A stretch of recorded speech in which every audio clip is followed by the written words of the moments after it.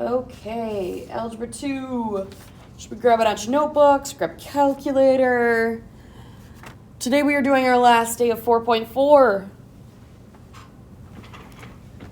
Focusing in on ideas of factoring, but more specifically, is it a factor?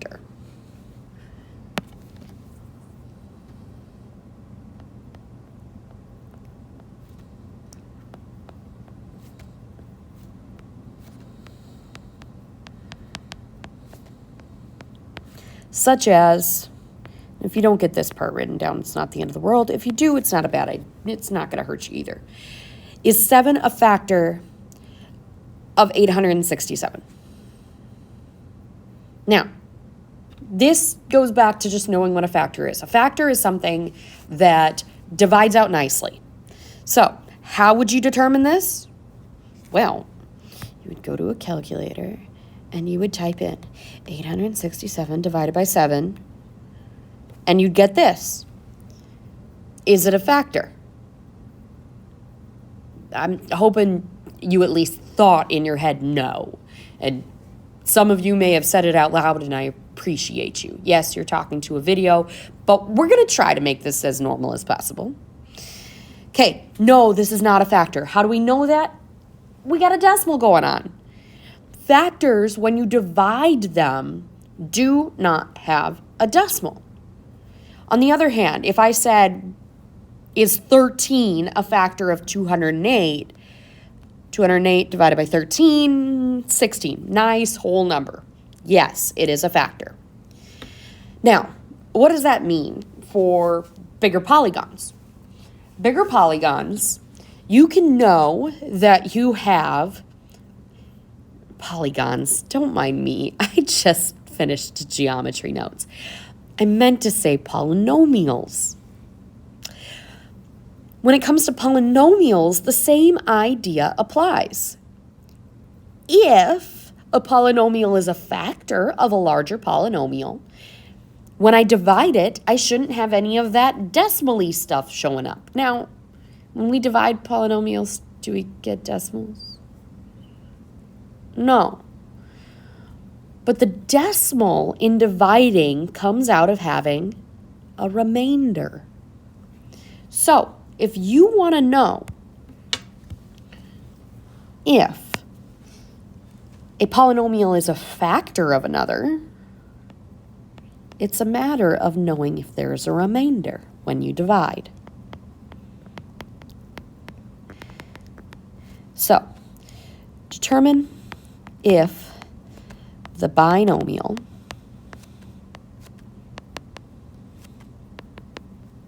is a factor of the polynomial f of x.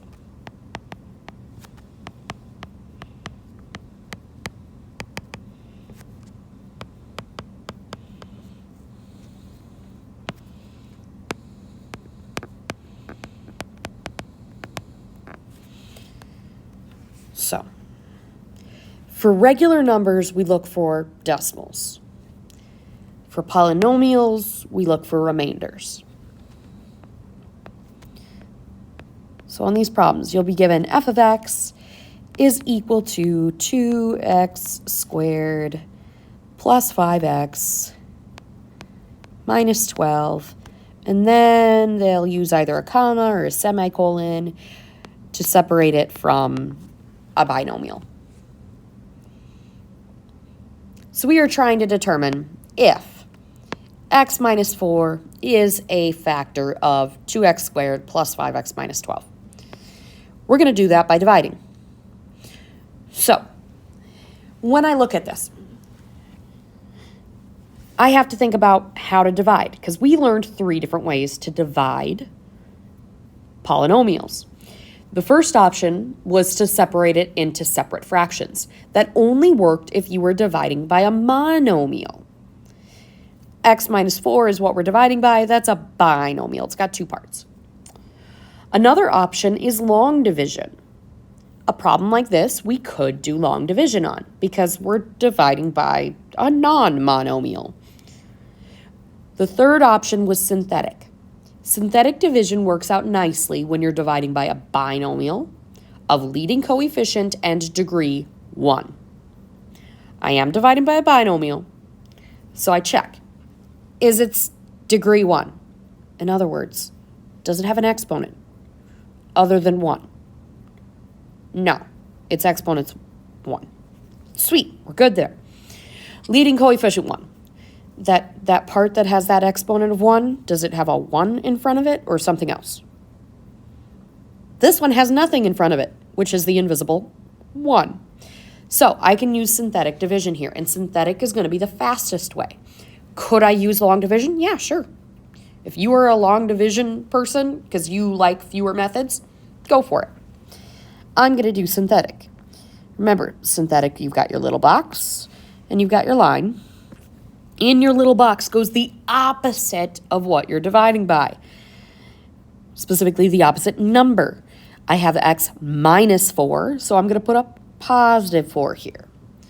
Along the top, I put all of my numbers, remembering to make sure that it is in standard form and not missing any terms.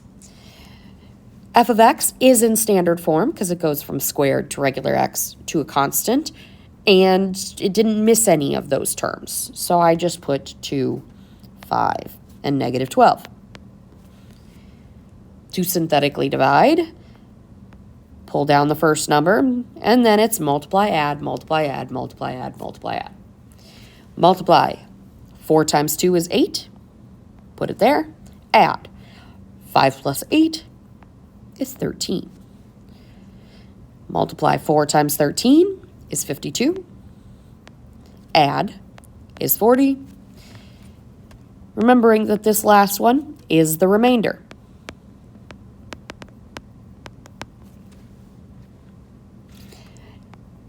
And little note to self, it is a factor if that is equal to 0. It's not. So, this one's not a factor.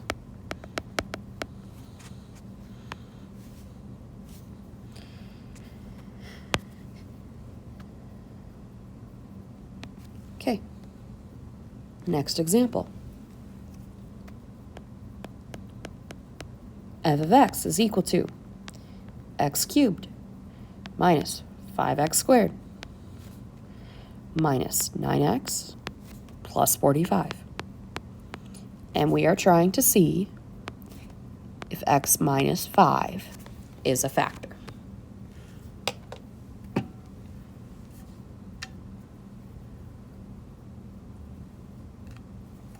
To be a factor, it must divide nicely. So, I'm thinking about division. I'm dividing by a binomial, so separate fractions is not an option. Can we synthetically divide? Yes. X minus 5 is both degree and leading coefficient of 1 in that binomial. In my box, remember I put positive 5. F of x, all of the degrees are decreasing, so it's in standard form, and it's not missing any. So, 1, negative 5, negative 9, 45.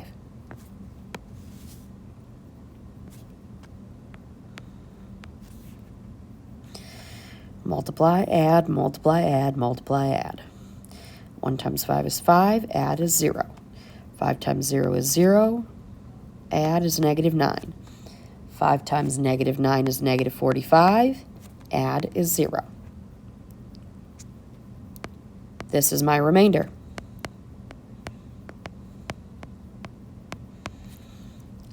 So, yes, it is a factor.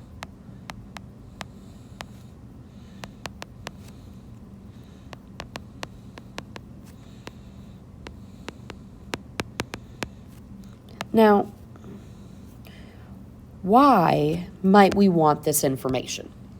Might be your question. And that's a totally valid question. Because in situations where we know that this is a factor, we can move towards a factored form. I know that x cubed minus 5x squared minus 9x plus 45 is going to divide by x minus 5, which means I know that x cubed minus 5x squared minus 9x plus 45 is x minus 5 times something. What is that something? Well, think about it. If I ask you, is 7 a factor of 35? You divide it and you say, yeah, it divides nicely. It gives you 5. Well, that means 7 times 5 is 35. In other words, when you divided, what you got when you divided is also a factor. When I divided x cubed minus 5x squared minus 9x plus 45 by x minus 5, I got a 1 as the first number. Now remember, in synthetic division, my exponent, originally a 3 in this problem, will decrease by 1. And this will be the coefficient of it. So this is 1x squared, 0 regular x's, and negative 9 is the constant. In other words, it is x squared minus 9. And that is the other factor, giving this to be a factored form. Now, be careful. Not always fully factored. In this case is a prime example of not being completely factored. Because x squared minus 9 is a difference of perfect squares. And we could factor that further. It would become x plus 3, x minus 3. Now, this is important because the other type of question you're going to see today is going to say, show that the binomial is a factor,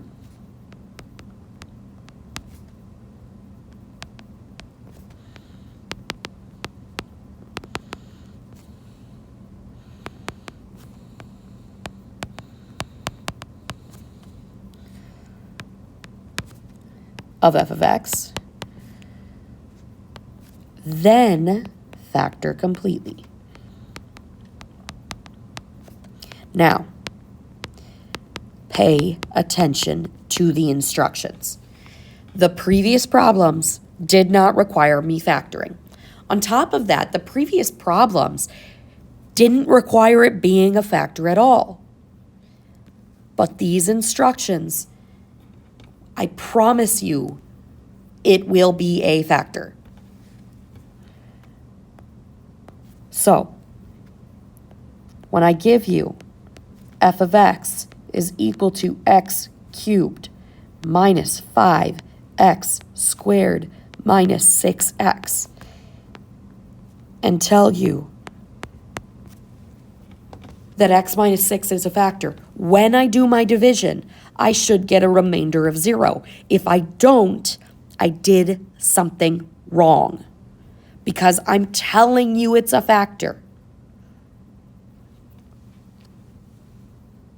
Okay, so we're going to divide. I can't do separate fractions. Can I do synthetic? Yeah. 1, 1. Sure, yeah, I can do synthetic. Little box, positive 6. X cubed minus 5x squared minus 6x is in standard form, but it is missing a term. It's missing the constant term at the end. So I have to remember to add 0 in that place. A couple of you added 1 on your tests, so be careful of that.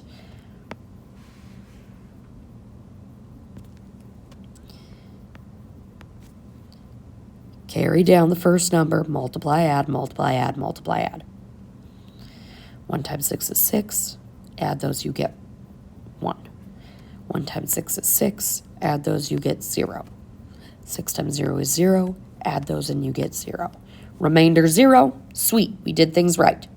Now, for those of you who do not like showing work, what I just wrote down is required.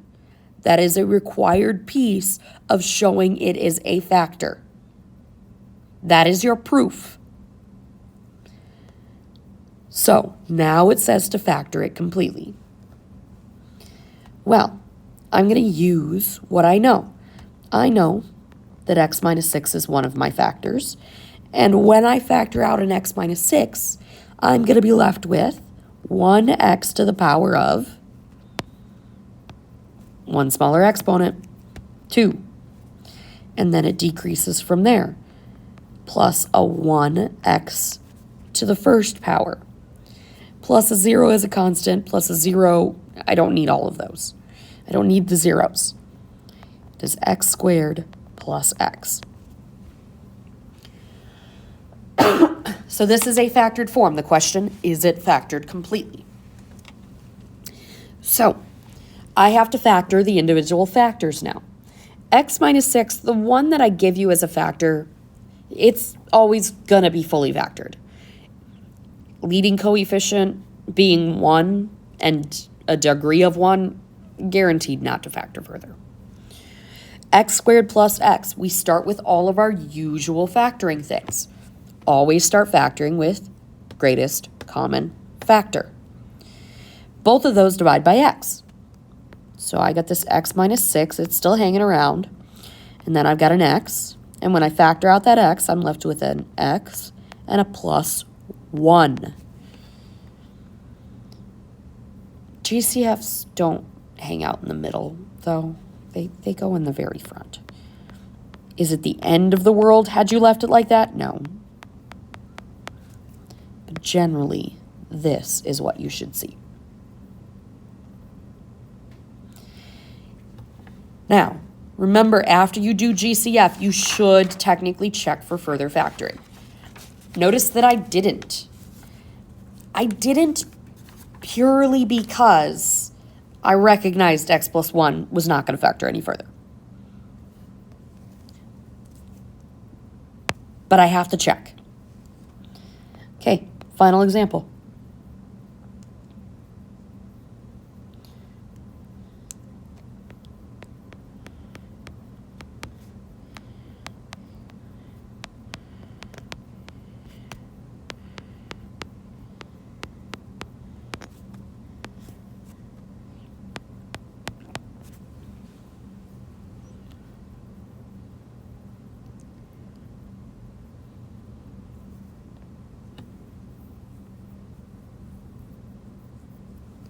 Okay. 2x cubed minus 7x squared minus 46x minus 21, showing that x minus 7 is a factor. Since this is of degree 1 and leading coefficient 1, I can do synthetic. Make sure I put the positive 7 there because it's a minus 7 in the problem. Always make sure to do that opposite. If this was a plus, I'd put a negative.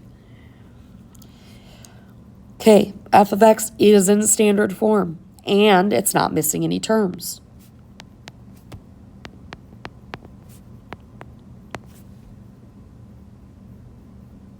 What do we do now?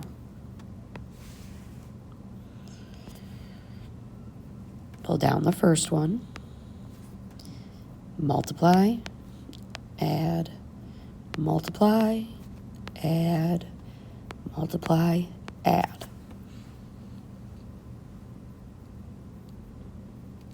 Now, it's not a perfect bet, but how can we kind of indicate that we probably did something right at this step? Thoughts? Remainder of 0. If you don't get a remainder of 0, it's a problem. If you do get a remainder of 0, you're probably good. Okay. So, a factored form has x minus 7 and what is the other factor?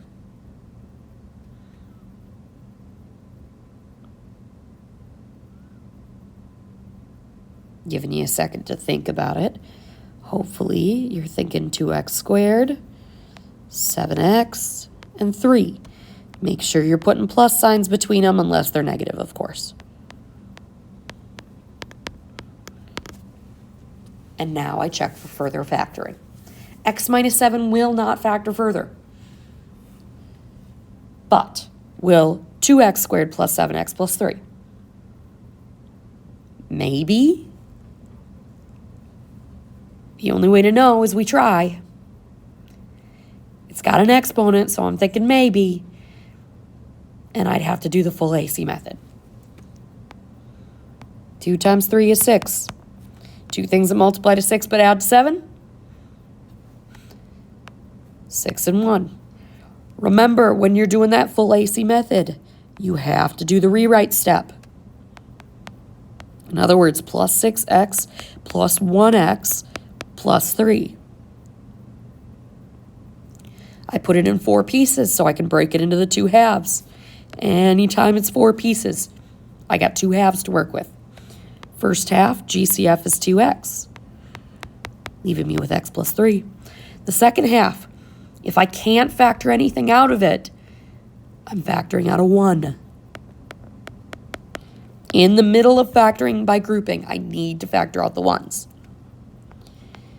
And I get 2x, positive 1, and x plus 3. Do not forget to put that back on it. We had already factored it out. It's still a factor.